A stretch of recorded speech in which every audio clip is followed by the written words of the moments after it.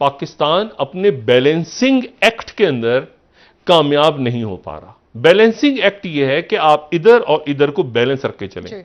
अच्छा, उस balancing act को इंडिया ने बड़े तरीके से रखा। तो इंडिया वहां से ऑयल ले रहा है, तो चाइना के साथ ब्रिक्स में बैठा हुआ है, लेकिन साथ जंग भी चल रही है, साथ अमेरिका के साथ भी अभी यूएई और जर्मनी जा रहे हैं प्राइम मिनिस्टर मोदी।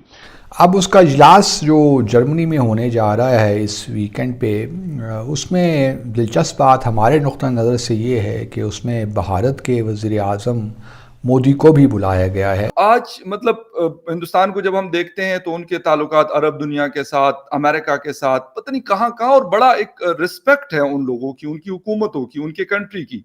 इंडिया और की जो शमूलियत है वो एक लिहाज से आप कह सकते हैं एक परमानेंट फीचर भी बन सकता है, क्योंकि अब रशिया उसका हिस्सा नहीं है। तो वो, लेकिन ये जो यहां जो बैलेंसिंग एक्ट है ना, वो ये है कि ये भी नाराज तो ये भी नाराज। लेकिन सर, हमने जो इज्जत थी भी हमारी 90s के बाद या 2000 के बाद, वो भी हमने खो दी है।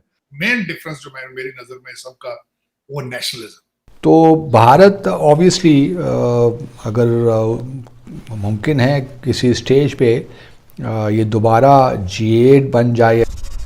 हेलो फ्रेंड्स, जय हिंद। हिंदुस्तान स्पेशल में आपका स्वागत है दोस्तों।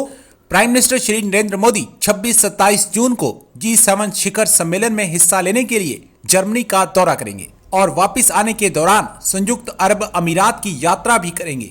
जर्मनी के चांसलर ओलाफ शकोल्स के निमंत्रण पर प्राइम मिनिस्टर मोदी जर्मनी की यात्रा करने जा रहे हैं।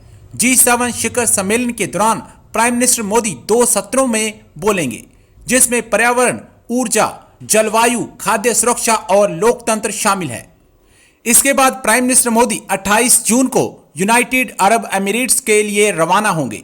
इस दौरान प्राइम मिनिस्टर मोदी संयुक्त अरब अमीरात के पूर्व राष्ट्रपति और अबू धाबी शासक शेख खलीफा बिन जायद अल नहयान के निधन पर अपनी व्यक्तिगत संवेदना व्यक्त करेंगे।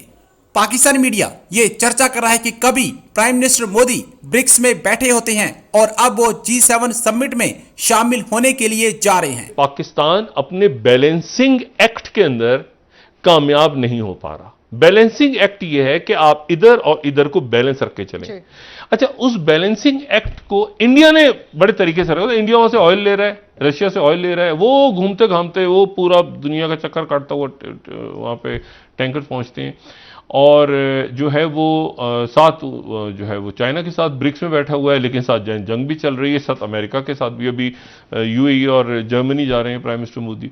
तो वो, लेकिन ये जो यहां जो बैलेंसिंग एक्ट है ना, वो ये है कि ये भी नाराज तो ये भी नाराज। मतलब यहां इस तरह से बैलेंसिंग एक्ट है, ये नहीं कि ये भी खुश और ये भी खुश, ये भी नाराज और ये भी नाराज। ठीक है ना, ये बरादर मुल्क भी, इस्लामी मुल्क भी नाराज तो ये भी नाराज। मतलब एक ही वक्त में सब के सब आप कहेंगे कि यार एक मिनट जरा, ये क्या हो गया।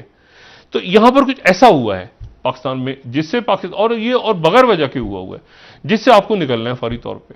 लेकिन मैं आपसे फिर दोबारा ही बात करूं कि ये जो ब्लॉक्स बन रहे हैं ना, और जो अलायंसेस बन रहे हैं, उन अलायंसेस और उन ब्लॉक्स में ये इंतहाई जरूरी हो गया है। मतलब मुझे तो ऐसा लगता है कि शायद हमने बहुत सारा वक्त खो दिया बीच में, दरमियान में बहुत सारा वक्त इसलिए खो दिया है क्योंकि वो दुनिया सारी देख रही है कि ये इनके अंदर के रौले ही नहीं ख़त्म होते।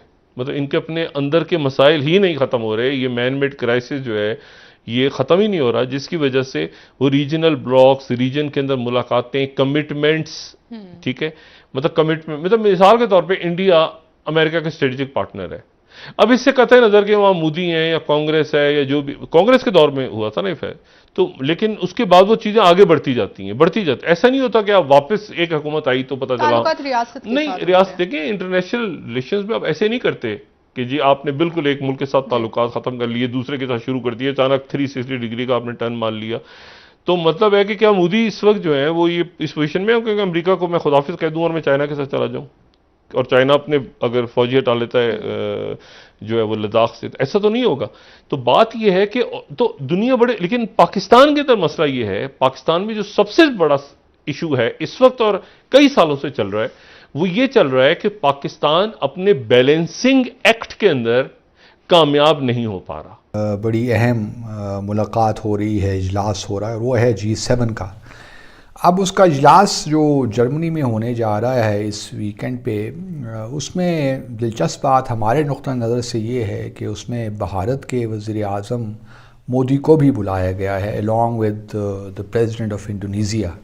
जहाँ इंडोनेशिया है वहाँ प्राइम मिनिस्टर मोदी को भी बुलाया गया है। नो डाउट भारत एक इमर्जिंग इकॉनमी है और इस वक्त 2.5 ट्रिलियन की इकॉनमी है, लेकिन ये ज़रूर है कि इंडिया और की जो शमूलियत है वो एक लिहाज से आप कह सकते हैं एक परमानेंट फीचर भी बन सकता है, क्योंकि अब रशिया उसका हिस्सा नहीं है और न चीन इस ग्रुप का हिस्सा है।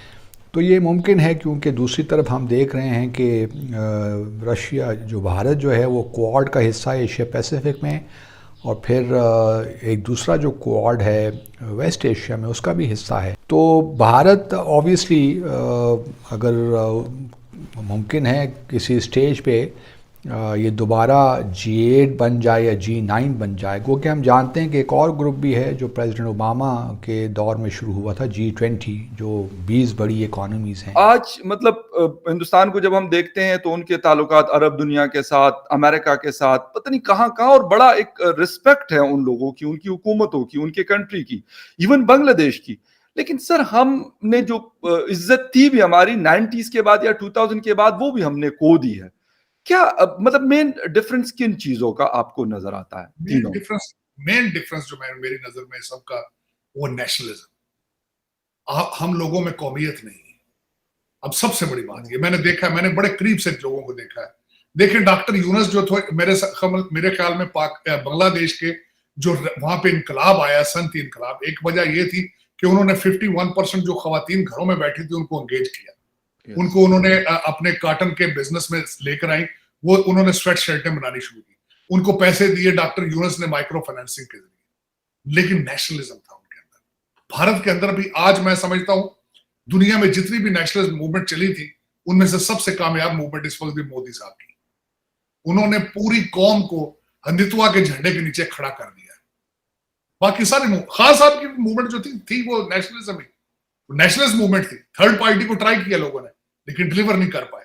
उन्होंने बजाय एमपीए एमएनए को गवर्नमेंट में लाने के, उन्होंने अनइलेक्टेड बच्चे जो थे, जो पहले शौकत खानम के लिए फंड रेजिंग करते थे अमेरिका में और लंदन में, मुल्क की चाबियां उन्होंने उनको पकड़ा दी। और वो अमीर लोगों के, करप्ट लोगों के बच्चे थे, वो गवर्नमेंट उन्होंने चलाई बड़े बुरे तरीके से, तजर्बा उनको था नहीं, तो उन्होंने हर चौक में एक्सीडेंट किया है। उन्होंने उसके बाद, मेरा मकसद है कि आप ये कहते हैं उस्मान बुजदार, वो तो सारी कैबिनेट भरी पड़ी थी उस्मान बुजदार के साथ, तो वो ना चाहे बेचारे डिलीवर कर पाए। फेल्योर सबसे बड़ा इमरान खान साहब का यही था कि खान साहब को तजर्बा ही नहीं था। और आज गलती क्या कर रहे हैं कि किसी गलती को एडमिट करने से वो गुरेज करते हैं।